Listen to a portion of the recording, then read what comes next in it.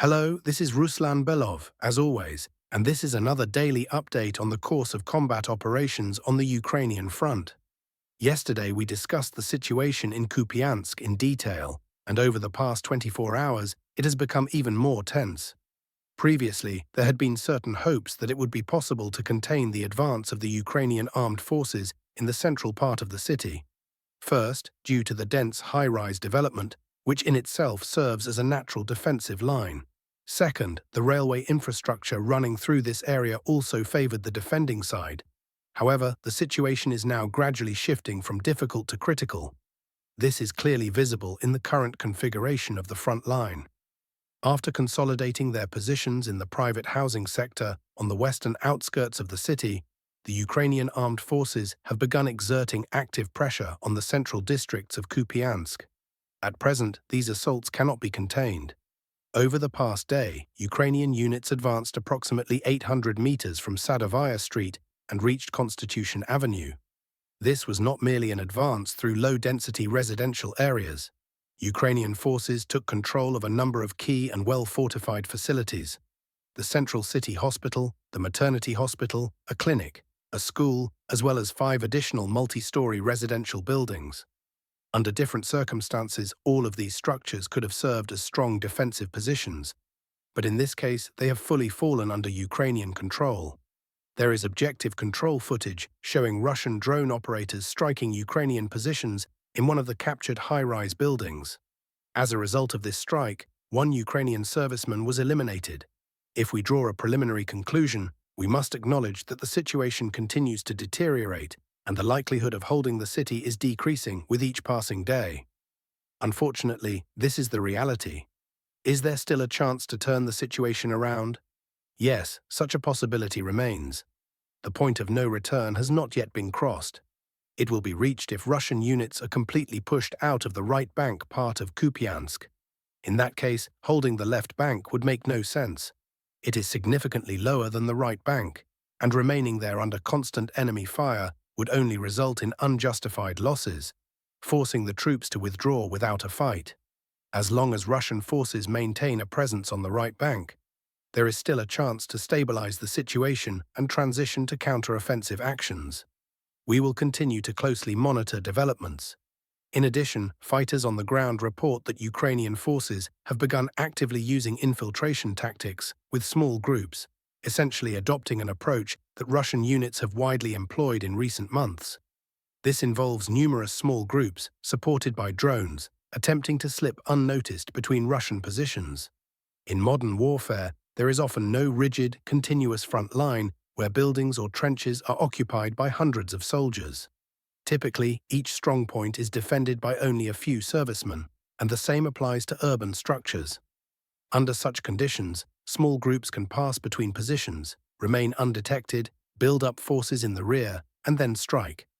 This is precisely the tactic Russian forces have successfully applied across many sectors of the front, and it appears that Ukrainian forces have begun using a similar approach in Kupiansk, where it has shown a certain degree of effectiveness. This is likely also linked to logistical difficulties affecting Russian units in this area, making it harder to reinforce the grouping in a timely manner. As a result, the front line becomes even less dense. Undoubtedly, Ukrainian forces are sustaining significant losses here, but it is clear that they face a political task: to seize Kupiansk at any cost.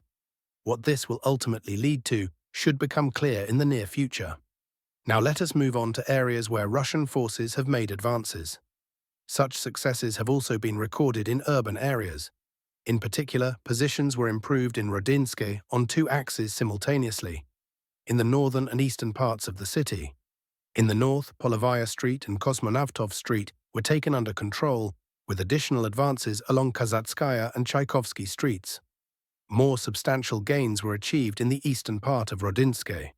There, Russian units took control of several streets and alleys, as well as 5 multi-story residential buildings.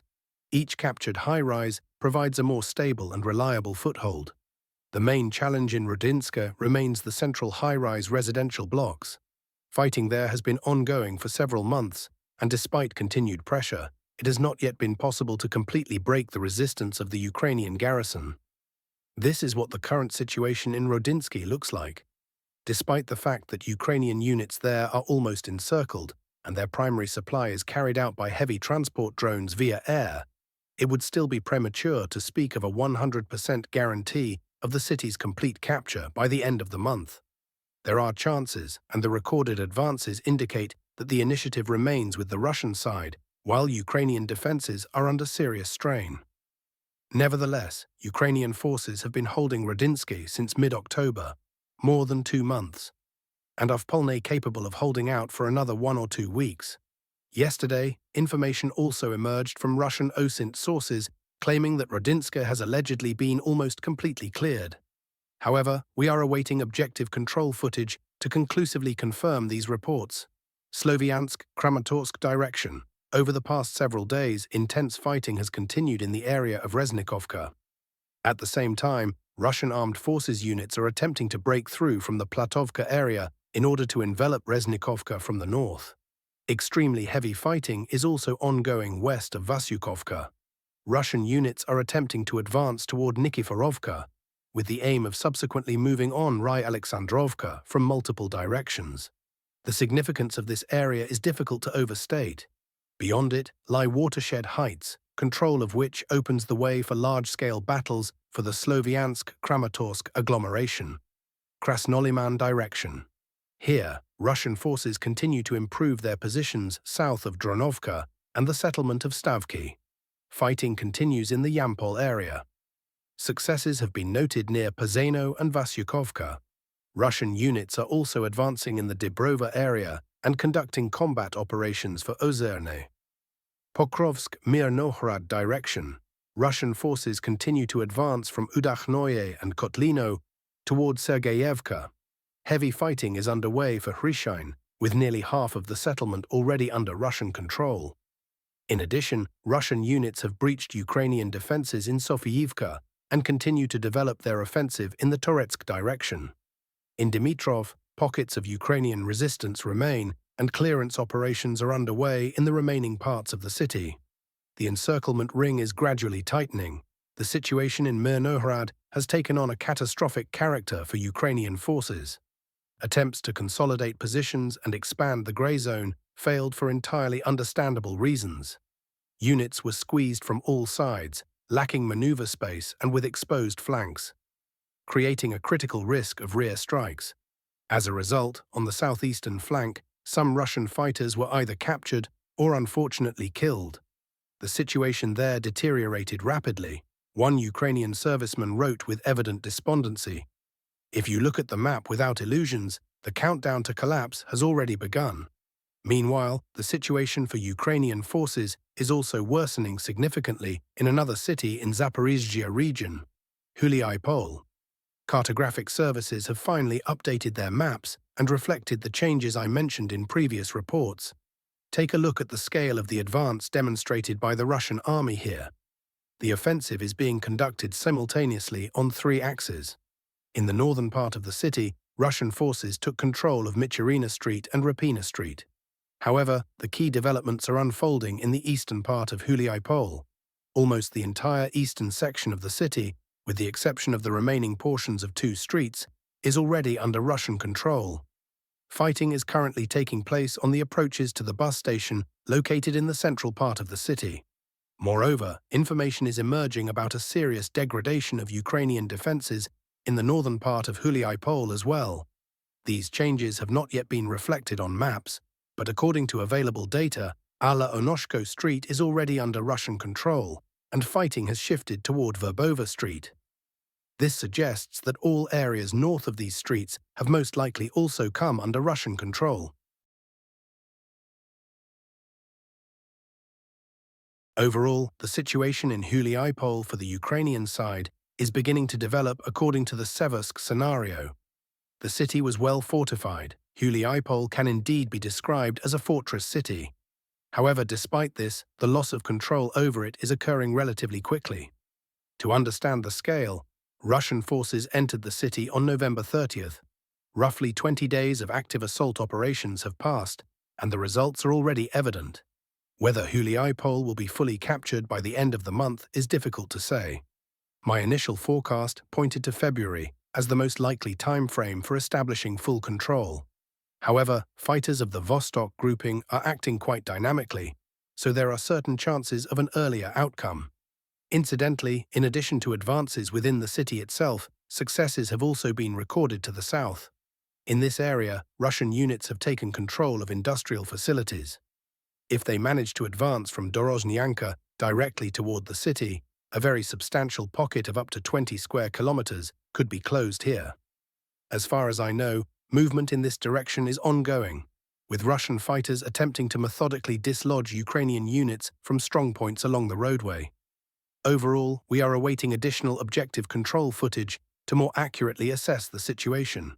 Russia carried out a strike on Ukraine using a ground-based Kinzhal missile.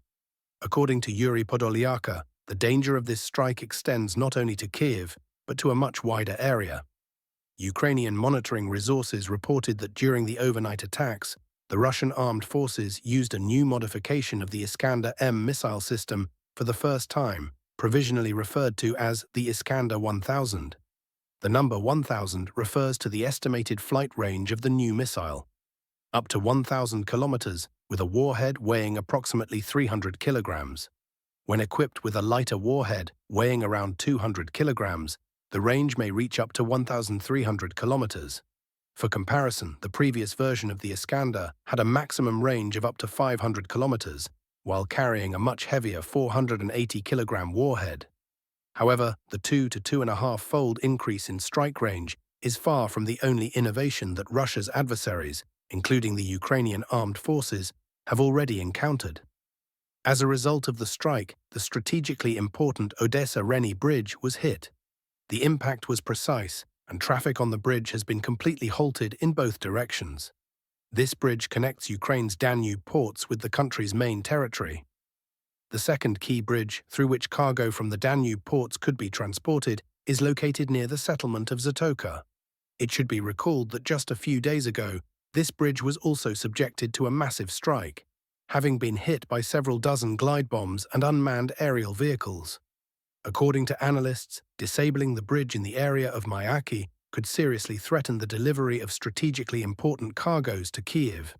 A series of strikes by the Russian armed forces is systematically undermining the logistics of the Ukrainian armed forces. After the first strike, the bridge is already in an avarie or emergency condition, and further attacks are expected in order to completely destroy the structure. In essence, the Russian army is attempting to sever the entire western part of Odessa region from transport links. Ukrainian military sources also report that on December 14th, Russian forces attacked the bridge in Zatoka using nearly 40 Geran drones, about 24 of which reached their targets. Today, Russian forces began striking the bridge in Myaki as well. This was stated by a Ukrainian communications expert known by the call sign Flash. According to him, Russia is attempting to deprive the western part of Odessa region of transport communications and access to Danube logistics. The Ukrainian side will, of course, attempt to organize ferry crossings, but such solutions remain extremely vulnerable to Shahid drone strikes. At the same time, one representative of the Ukrainian armed forces noted that such a precise hit on the bridge most likely would not have been possible without real-time online guidance of the drone. This concludes the overview of the situation on the front line. We now move on to developments on the political stage. Upon arriving at the European Union summit, Volodymyr Zelensky stated that the United States is currently not prepared to see Ukraine as a member of NATO. He also openly acknowledged that the situation could change after a potential return of Donald Trump. But for now, this is only a possibility. Politicians change, some leave, some die. That's life, Zelensky said. According to him, during negotiations, the American side directly asks the question, how are you going to hold on for another year if you have no money? That is precisely why, in Zelensky's logic, the confiscation of Russian assets in favor of Ukraine is necessary in order to remove this issue from the agenda. In effect, he acknowledged that he is calling for financial support that would allow Kyiv to take a tougher stance in its dialogue with Washington. Meanwhile, in Odessa, residents of apartment buildings blocked roads in protest over a week-long lack of electricity. A similar incident occurred the day before in Dnipro, where people blocked traffic on Henoyezhka Street due to power outages. Roads were also blocked in Odessa in the Kotovsky district. According to the Telegram channel Legitimny, localized protests are erupting with increasing frequency across the country. Against this backdrop, Ukraine is facing a harsh winter ahead, a new wave of mobilization and rising tariffs, taxes, and prices. The population is increasingly being told that only collective action can bring about change, as elites continue to profit from the war. In this context, Member of Parliament Myrnohrad stated that power outages lasting up to 22 hours should not occur, since nuclear generation is capable of covering at least 55–60% of total consumption. However, the preferred, albeit ironic, method of dealing with the problem remains the same, simply ignoring it. It will be interesting to see what explanations are offered when real frosts arrive. At the same time, European farmers have disrupted the normal functioning of Brussels amid the EU summit dedicated to financing Ukraine. During this key summit in the Belgian capital, large-scale protests by agricultural workers are taking place. The European quarter has effectively been blocked by tractors. Protesters are opposing the Mercosur agreement with Brazil, Argentina, and other countries in the region, fearing an influx of cheap agricultural products. They are also demanding the preservation of agricultural subsidies, which are being reduced as funds are redirected towards supporting Ukraine. Parallel developments are unfolding around Venezuela. Venezuelan oil shipments have begun receiving military escorts. In this way, President Nicolas Maduro has responded to statements by Donald Trump. Oil tankers carrying Venezuelan crude are now being escorted by the Venezuelan Navy. This followed Trump's announcement of an oil blockade against the country. As the New York Times clarifies, the escorts currently apply only to vessels that are not under U.S. sanctions. Nevertheless, Maduro has ordered the Navy to ensure the security of oil tankers, risking potential confrontation with U.S. forces in open waters and effectively ignoring President Trump's statements about blocking Venezuela's oil industry. According to sources cited by the newspaper, several tankers have already departed Venezuela for Asia under naval escort. Earlier, Donald Trump announced an oil blockade of Venezuela, writing on the social network Truth Social, "I am ordering a full and comprehensive blockade of all sanctioned oil tankers traveling to and from Venezuela." As the New York Times emphasizes, the tankers escorted by the Venezuelan fleet are not subject to U.S. sanctions, meaning that formally the blockade does not apply to them. However, journalists believe that the risk of a direct armed confrontation has sharply increased. Until now, Maduro had refrained from a forceful response despite a pressure campaign by the United States that, according to legal experts, included illegal strikes on vessels. The situation is now changing as the Trump administration seeks to exhaust Venezuela's oil revenues, the lifeblood of its economy, by restricting tanker traffic and seizing oil shipments.